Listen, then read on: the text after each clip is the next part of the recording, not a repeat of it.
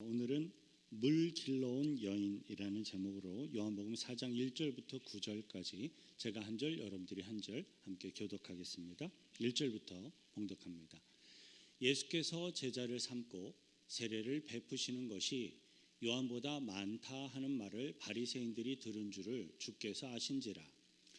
예수께서 친히 세례를 베푸신 것이 아니요 제자들이 베푼 것이라. 유대를 떠나사 다시 갈릴리로 가실새 사마리아를 통과하여야 하겠는지라. 사마리아에 있는 수가라 하는 동네에 이르시니 야곱이 그 아들 요셉에게 준 땅이 가깝고 거기 또 야곱의 우물이 있더라. 예수께서 길 가시다가 피곤하여 우물 곁에 그대로 앉으시니 때가 6시쯤 되었더라. 사마리아 여자 한 사람이 물을 길러 왔음에 예수께서 물을 좀 달라 하시니 이는 제자들이 먹을 것을 사러 그 동네에 들어갔음이로라. 함께 읽습니다. 사마리아 여자가 이르되 당신은 유대인으로서 어찌하여 사마리아 여자인 나에게 물을 달라 하나이까 하니 이는 유대인이 사마리아인과 상종하지 아니함이로라. 아멘.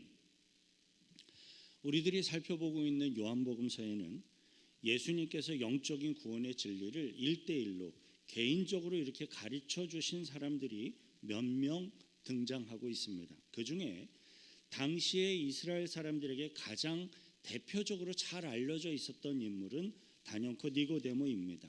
니고데모는 유대의 고급 관리였으며 지성인이자 그 나름대로는 성숙한 신앙인 종교인이었습니다.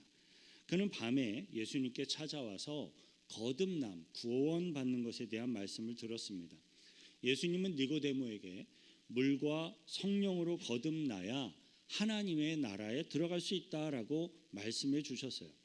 그리고 오늘의 본문 말씀 가운데 예수님은 또 다른 한 사람을 의도적으로 예수님이 목적을 가지고 그 사람을 만나서 대화하는 장면을 우리들에게 보여주십니다.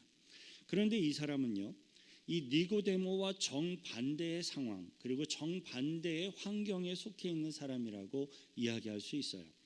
이름도 신분도 보장되지 않는 정말 험한 인생을 살아온 한 여인입니다. 니고데모와 이 여인은 모든 면에서 어찌 보면 극과 극을 보여주는 것처럼 생각되어지는 사람입니다. 니고데모는 존경받는 유대인이었고요.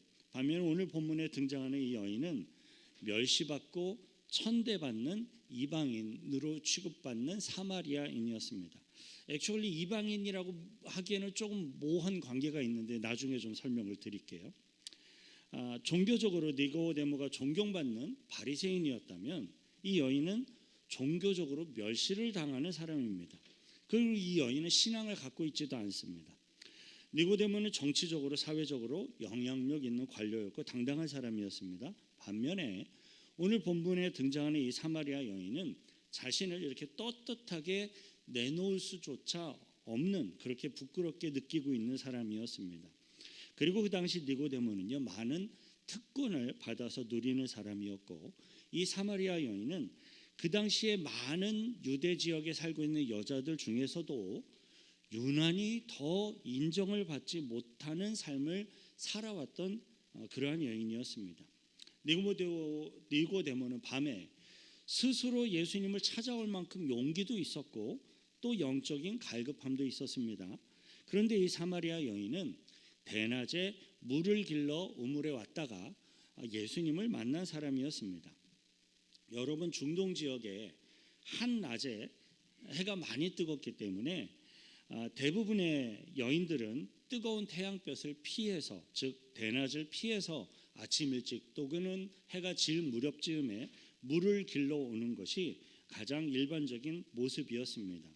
그런데 이 사마리아 여인이 대낮에 물을 길러 왔다라는 것은 아무도 물을 길러 오지 않을 때에 맞추어서 즉 사람들의 눈길을 피해서 물을 길러 온 것이었습니다. 동네 사람들의 눈길을 피해서 물을 길러 왔던 이 사마리아 여인이 많은 사람들에게 거의 항상 둘러싸여 있는 이 예수님을 찾아가서 만나는 것은 전혀 불가능한 것이었습니다. 그런데 예수님께서는 이 사마리아 여인을 직접 찾아가서 만나 주셨습니다. 예수님은 부자이고 인정받았던 니고데모도 만나 주셨고, 가난하고 멸시와 천대를 받았던 이 사마리아 여인도 만나 주셨습니다.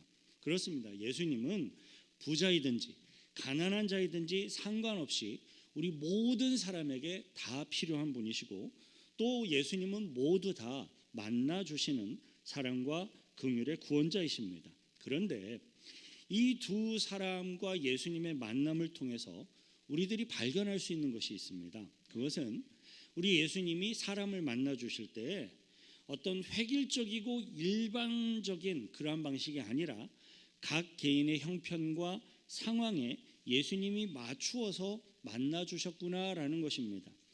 예수님은 하나님의 아들이셨지만 우리 인간의 수준에 맞게끔 인간의 모습을 입고 찾아오셨습니다. 우리 인간을 이해하시고 또 우리 인간들이 이해할 수 있는 하나님으로서 오신 겁니다. 마태복음 9장 13절 함께 읽습니다. 너희는 가서 내가 긍휼을 원하고 제사를 원하지 아니하노라 하신 뜻이 무엇인지 배우라. 나는 의인을 부르러 온 것이 아니요 죄인을 부르러 왔노라 하시니라. 예수님이 인간들에게 오셔서 의로운 사람을 찾는 게 아니라 죄인을 부르러 왔다라고 하세요. 왜냐하면 저와 여러분들 우리 인간들 중에는요, 완전한 의인이 아예 존재하지 않기 때문입니다. 완전이라는 말을 붙일 필요도 없을 것 같습니다.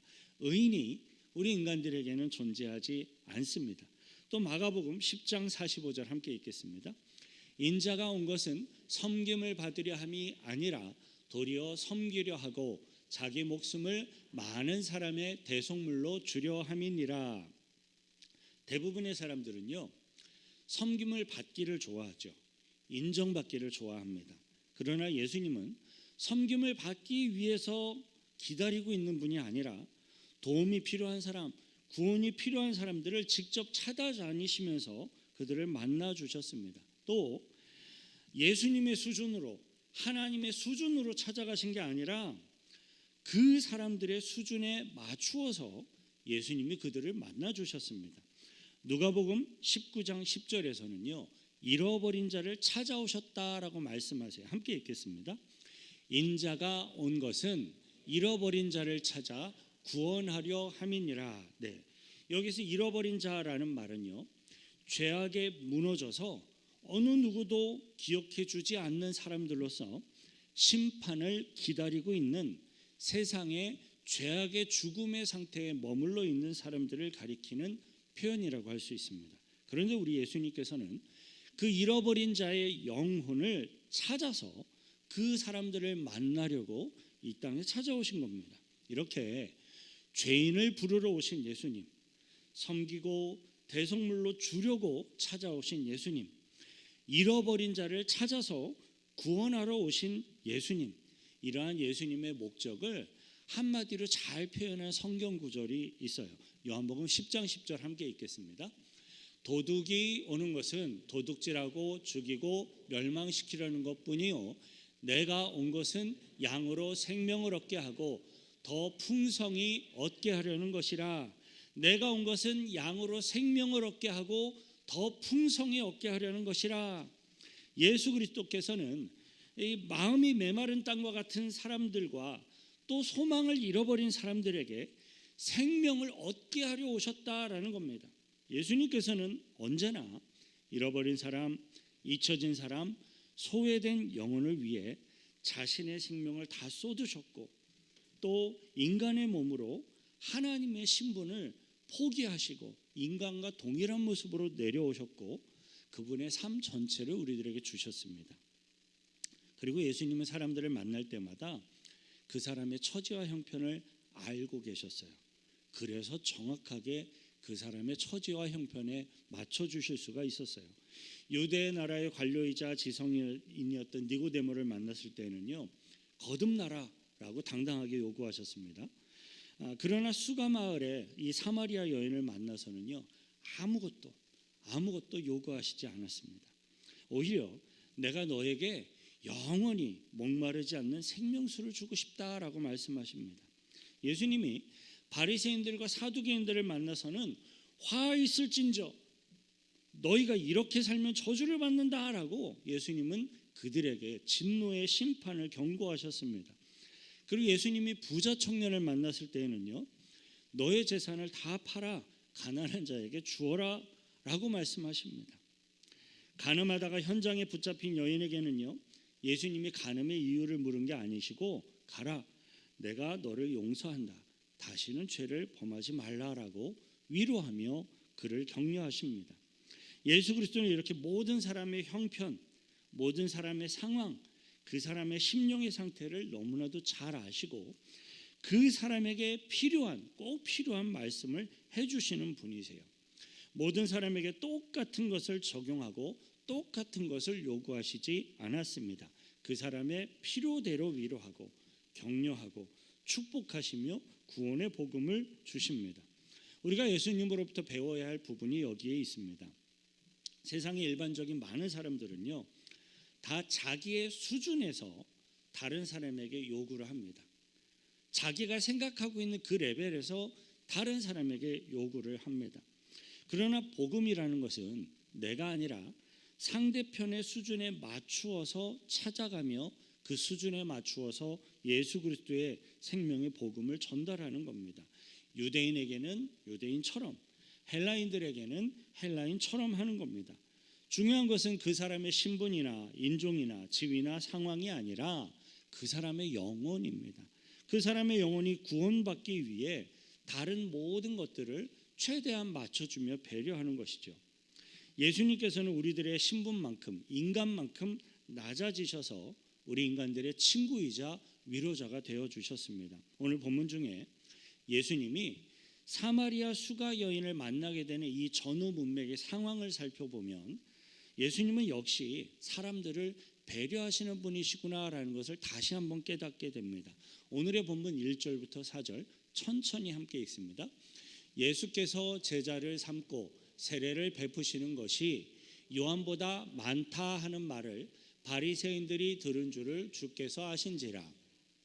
예수께서 친히 세례를 베푸신 것이 아니요 제자들이 베푼 것이라. 유대를 떠나사 다시 갈릴리로 가실새 사마리아를 통과하여야 하겠는지라. 네. 예수님께서는 사람들이, 군중들이 예수님에 대해서 수군수군하는 것을 들으셨고 알고 계셨습니다. 여태껏은 세례 요한에게 사람들이 세례를 받았는데 이제는 사람들이 예수님에게로 와서 예수님께로부터 세례를 받게 되었다라는 겁니다. 그리고 그 세례도 오늘의 본문 2절을 천천히 보니까 예수님이 일일이 다 직접 세례를 주신 것도 아니고 예수님을 따르고 있는 예수님의 제자들이 예수님과 함께 세례를 준 것이었습니다. 예수님 한 명이 아니라 예수님의 제자들 여러 명이 다 같이 그리스도의 이름으로 세례를 주시는 것이었기에 당연히 많은 사람에게 세례를 줄 수가 있었을 것입니다. 그럼에도 불구하고 세상의 사람들은 예수님의 의도와는 상관없이 예수님과 세례 요한을 비교하고 있었던 거예요. 그런데 예수님은 그러한 거짓 소문을 만든 바리새인들을 피해서 아예 다른 곳으로 가고자 하십니다. 예수님이 의도한 것과 아무런 상관이 없는 거짓 소문이라 할지라도, 그것이 예수님이 만든 것도 아니고 예수님이 의도한 것이 아니라 할지라도 세례 요한과 예수님 자신이, 혹은 세례 요한의 제자들과 예수님의 제자들이 서로 비교 대상에 올라감으로써 세례 요한의 제자들이 느낄 수 있는 질투와 경쟁심을 피하기를 원하셨던 겁니다. 대부분의 사람들은요, 대부분은 뺄게요. 모든 사람들은요, 시기와 질투와 경쟁이 있습니다. 만일 누군가에게 당신은 시기와 질투와 경쟁심이 많이 있습니까? 라고 눈을 똑바로 쳐다보고 물어보면 대부분의 사람들은 체면을 생각해서 아닙니다, 저는 그렇게 많지 않습니다 라고 답변을 할 겁니다. 하지만 가만히 옆에서 좀 긴 시간을 두고 사람을 쳐다보면, 지켜보면 그 사람에게도 동일하게 강한 질투, 시기심, 경쟁심이 불타고 있고요, 그것을 지켜보고 있는 나에게도 동일하게 강한 시기와 질투와 경쟁심이 있습니다. 교회도 마찬가지죠. 사람들이 모이는 곳인데요, 마찬가지의 현상들이 나타납니다. 그러나 예수님께서는 그러한 경쟁과 시기와 질투의 상황들을 아예 피하셨어요. 왜냐하면 시기와 질투와 경쟁심으로 일을 하는 것은 하나님의 덕을 세우지 못하기 때문입니다. 그렇게 되면 어떤 일은 해낼 수 있을지는 모르겠지만 사람들의 생각과 마음에 상처를 남기게 됩니다. 보통의 사람들은 이런 데 관심 많아요. 누가 더 인기가 많은가? 누가 더 많은 사람들을 모이게 하는가? 그러면 돈이 되거든요. 누가 회사에 더 많은 돈을 벌게 하는가? 사람들은 이런 데 항상 관심이 많이 있습니다. 그러나 예수님은 세례 요한과 그의 제자들에게 조금이라도 상처 주는 것을 원하지 않으셨습니다. 그래서 예수님은 아예 자리를 옮기려고 하시는 거예요. 저와 여러분들은 불필요한 거짓 소문을 피해서 세례 요한과 그의 제자들에게 상처 주는 것을 피하기 위해서 아예 조용히 다른 곳으로 이동하시려는 예수님의 모습을 보면서 교훈을 얻게 되시길 바랍니다. 우리는 종종 선 또는 의로움 또는 교회 공동체 안에서는 하나님의 뜻이라는 이름으로 쉽게 사람들에게 상처를 주거나 다른 사람의 어떤 의도와 목적과 목표가 이렇게 꼽히지 못하도록 사기를 꺾어버리는 경우가 종종 있습니다. 예수님은 상처 주길 원치 않으셨고요. 연약한 사람도 사랑으로 만나시며 소중히 여겨주셨습니다. 예수님은 그렇게 세례 요한과 그의 제자들을 배려하시고 또 불필요한 거짓 소문을 피하기 위해서 유대를 떠나서 갈릴리로 가고자 하셨습니다. 그런데 예수님께서는 갈릴리로 가시는 길에 사마리아를 통과해서 가기를 원하셨어요. 지도 한 장을 좀 보여드릴 건데요. 예루살렘 위치가 여기입니다. 갈릴리는 나사렛에 있으니까 꼭대기죠. 북쪽으로 올라가야 됩니다. 예루살렘에서 나사렛까지 가기 위해서 쭉 직진을 하다 보면 칸 가운데 사마리아가 위치해 있는 것을 볼 수가 있습니다. 지도상으로 보면 유대 예루살렘을 출발해서 북쪽에 있는 갈릴리로 가기 위해서는 중간에 위치한 사마리아 지역을 관통해서 거쳐서 가는 것이 당연한 것처럼 보여집니다. 하지만 그때 당시에 유대 사람들에게는요, 조금 멀리 돌아가게 되더라도 이 사마리아 지역을 피해서 가는 것이 일반적이었고 유대인들에겐 그것이 당연한 것이었습니다. 왜냐하면 그 당시의 사마리아 지역은 유대, 예루살렘 중심의 모든 유대 사람들로부터 배척당하고 멸시당하고 아예 그 땅과 그 지역을 피해가는 땅이었기 때문에 그래요. 사마리아인과 유대인은 그들의 역사 속에서 얽혀있는 시기, 질투 그리고 종교적인 배척 관계에 큰 어려움이 있었기 때문입니다. 그들이 서로 만난다라는 것은 굉장히 어려운 사람들이었습니다. 그들은 사실 같은 유대 민족의 피를 나눈 사람들이지만 서로가 서로를 아예 인정하려고 하지를 않았습니다. 그럼에도 불구하고 예수님은 유대 예루살렘을 떠나서 갈릴리로 가시는 중에 사마리아라고 하는 이 지역을 일부러 통과해서 가자고 하십니다. 본문 4절을 보면 사마리아를 통과하여야 하겠는지라 라고 말씀을 하셨는데요. 여기를 보면 예수님의 어떤 의지적인 결단이 있구나라는 것을 알 수가 있습니다. 사마리아를 거치지 않고서도 얼마든지 다른 길로 돌아서 갈릴리까지 갈 수 있었습니다. 그럼에도 예수님은 굳이 사람들이 모두 다 싫어하는 사마리아 그 땅으로 내가 통과하여야 하겠는지라 라고 말씀을 하십니다. 사람들은요, 좀 마음이 불편하거나 자신에게 좀 손해가 될 것 같으면 아예 관계를 맺지 않으려고 합니다. 유대에서 갈릴리로 가는데 사마리아로 통과하는 것은 사실 거리상으로는 가장 짧은 지름길입니다. 그럼에도 불구하고 사람들이 싫으면 멀어도 그 사람들을 만나기 싫으면 멀어도 돌아가는 것이 세상 사람들의 마음이고 이치인 거예요. 그러나 예수님의 생각과 마음은 그렇지 않았습니다. 의도적으로 목적을 가지고 그 사마리아 땅으로 갔습니다. 여러분, 전도와 선교란 무엇입니까? 가기 싫은 곳, 가기 싫은 땅으로 또는 나를 반겨주고 반갑게 맞아주지 않는 사람들에게로 복음을 들고 가는 것이죠. 나를 반겨주지 않는 사람들에게로 내가 직접 찾아가서 전도하는 것이 복음 전도입니다. 이것이 예수님이 이 땅에 오신 목적을 이루는 길이었고 방법입니다. 사마리아인과 유대인의 깊은 갈등은요, 구약 성경 시대에 아수르 제국 때의 절정에 이르게 돼요. 미리부터 그 갈등이 심했는데 아수르 제국이 로마 제국이 통치하듯이 아수르 제국이 넓은 지역을 통치하고 있었을 때에 이 사마리아 사람과 유대 사람의 갈등이 최고조에 이르게 됩니다. 왜냐하면 아수르가 유대 땅을 다 점령을 했어요. 근데 아수르의 정책이 기존 사람들을 다 잡아다가 다른 지역으로 보내버려요. 다른 지역에다가 정착을 시켜버려요. 그렇게 함으로 그 사람들이 갖고 있는 언어와 문화의 고유성을 다 희석시켜버리는 거죠. 아수르가 유대의 북이스라엘, 그러니까 남유다와 북이스라엘로 갈라져 있었을 때 북이스라엘을 완전히 점령하고 나서 이방 민족들과 유대인들을 혼혈이 되도록 만들어 버렸고, 이 혼혈이 되어진 유대인들을 지금의 그 팔레스타인 지역인 오늘 본문에 나오는 이 사마리아 땅으로 그들을 집단으로 이주시켰습니다. 순수 혈통을 자랑하는 단일 민족인 유대인들에게 있어서 그때 당시에 혼혈은 매우 치욕적인 것으로 여겨졌습니다. 그리고 선민 사상, 하나님이 선택된 민족이다 라는 이러한 사상에 심취했던 유대인들은 종교적인 신앙적인 측면에 있어서도 우상 숭배의 모습을 많이 갖고 있었던 이 사마리아 사람들을 무시했습니다. 유대 이스라엘 사람들은요, 사마리아 사람들을 깔보고 무시하고 심지어 사람으로조차 취급하지 않으려고 했습니다. 상대적으로 이 사마리아 사람들도 마음의 상처를 많이 받습니다.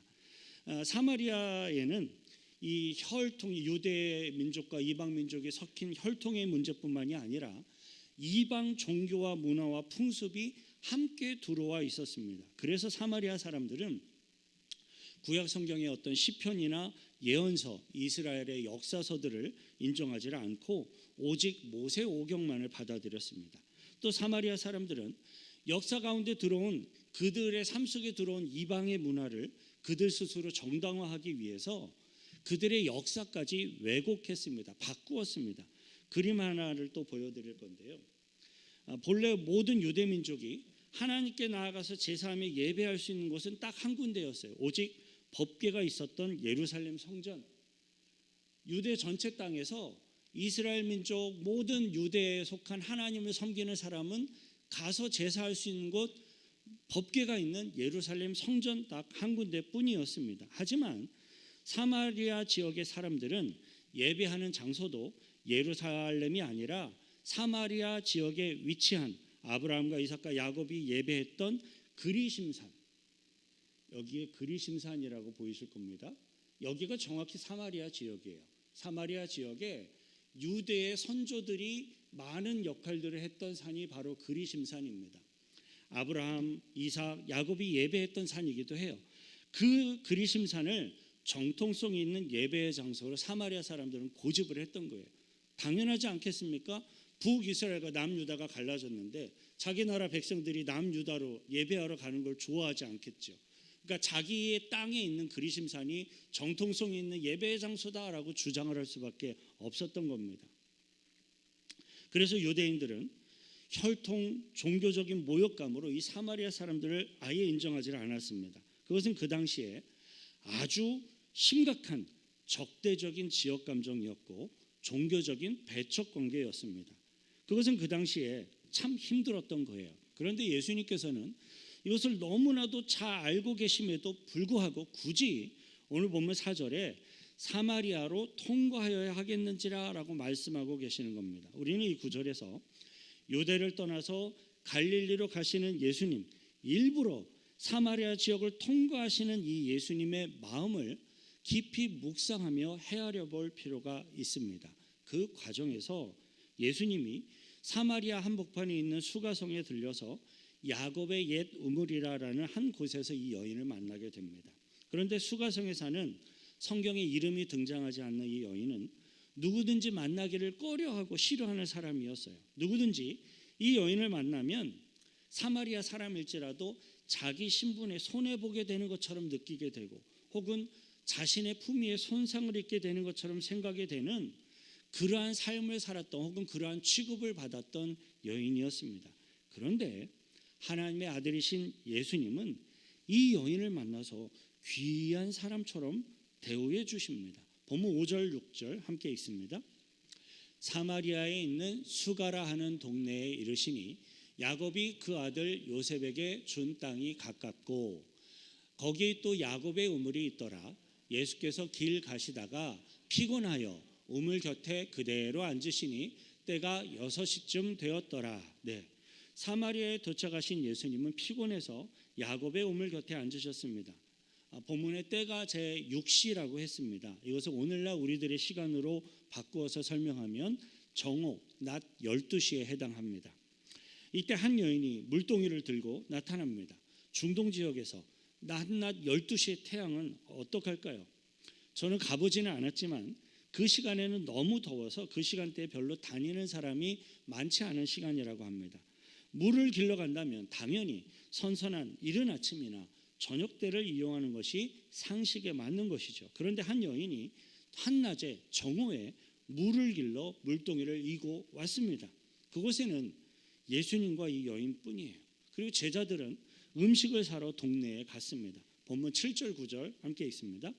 사마리아 여자 한 사람이 물을 기르러 왔음에 예수께서 물을 좀 달라 하시니 이는 제자들이 먹을 것을 사러 그 동네에 들어갔음이로라.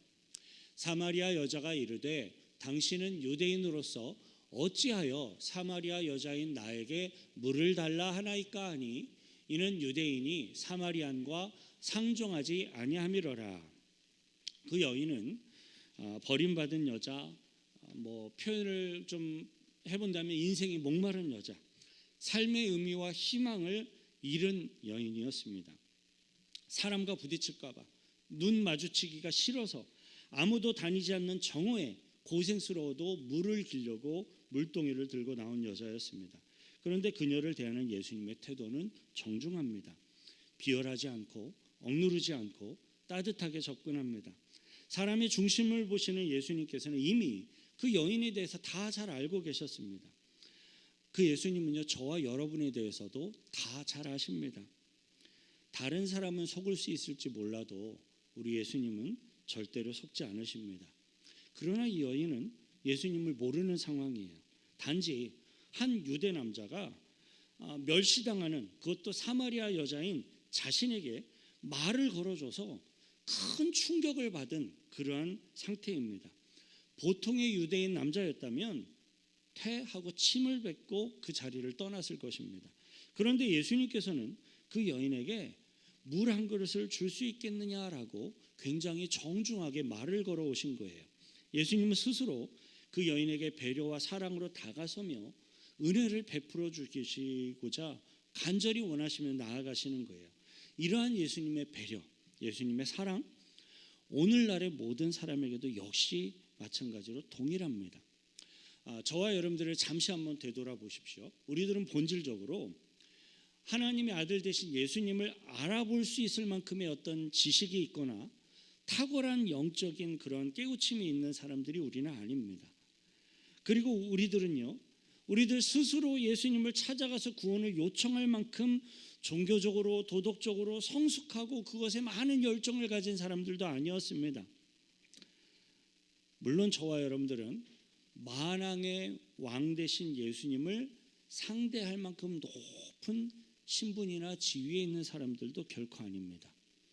하지만 예수님은 저와 여러분들을 만나 주셨어요. 어떠한 모습으로든 우리를 만나 주셨고 이 자리로 이끌어 주셨습니다.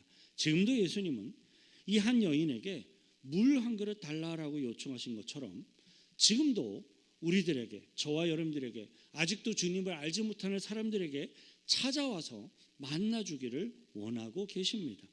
계시록 3장 20절 함께 읽겠습니다. 볼지어다 내가 문 밖에 서서 두드리노니 누구든지 내 음성을 듣고 문을 열면 내가 그에게로 들어가 그와 더불어 먹고 그는 나와 더불어 먹으리라. 지금도 예수님은 믿지 않는 사람들의 심령의 마음의 문을 두드리고 계세요. 주님께로 문만 열면 주님이 들어오셔서 우리들과 교제하며 함께 거해 주십니다. 예수님과 영원한 생명을 더불어 먹고 예수님과 함께 먹고 함께 교제해야 하는 거예요. 사랑하는 성도 여러분, 예수님은요 어떠한 사람도 거절하지 않으신다는 사실을 기억하시길 바랍니다. 회개하며 은혜를 구하며 나오는 어떠한 이들도 예수님은 거절하시지 않습니다. 마지막 심판에 이르기 전까지는 주님은 은혜를 베풀어 주시는 분이세요. 오히려 세상의 모든 사람들이 피하는 그런 사람까지도 예수님은 일부러 찾아가서 만나주시는 분, 그분이 바로 예수님이세요. 예수님께로 나아가십시오. 예수님께로 나아오십시오. 그러면 예수님은 반드시 만나주십니다. 또 전도의 자리, 복음 증거를 해야 할 자리가 있다면 여러분 기다리지 마십시오. 일부러 찾아가셔야 합니다. 나가 오는 거 싫어해요. 그래도 찾아가셔야 합니다. 복음 증거하는 것을 위해서는 반기지 않는 그곳으로 찾아가는 겁니다. 예수님이 그렇게 하셨습니다. 우물가의 여인과도 같이 겸손히 갈급함으로 나아가서 주님을 만나시길 바랍니다. 오늘 예배 가운데요 가난한 심령으로 갈급함으로 또 주님 앞에 나아가 주님을 만날 수 있는 저와 여러분들 되시길 축원드립니다. 우리들의 삶 가운데 찾아오시는 그 예수님을 만나고 예수님과 영원토록 교제하는 저와 여러분들 되시길 축원드립니다. 우리 같이 함께 기도하실 때 하나님 세밀한 주님의 음성을 매일같이 들으며 주님을 만나며 교제하기를 원합니다. 그러나 주님이 두드리고 계시는데도 나의 심령이 문을 닫아 걸고 있지는 않은지요.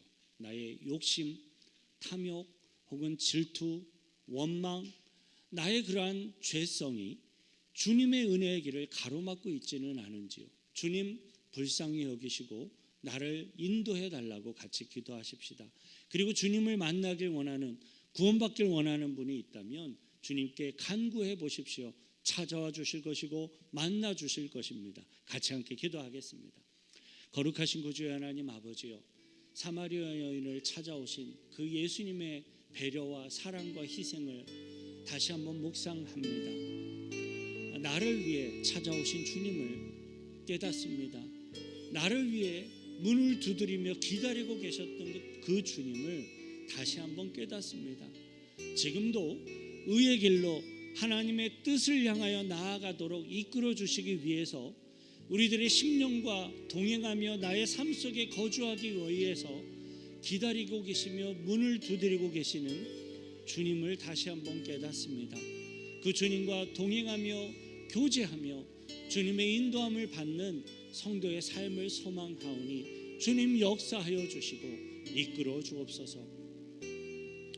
하나님 아버지, 진정으로 주님의 은혜 앞에 나아가기를 소망합니다. 사마리아 여인을 찾아오신 그 주님의 은혜, 우리들이 간구하며 주 앞에 나아갑니다.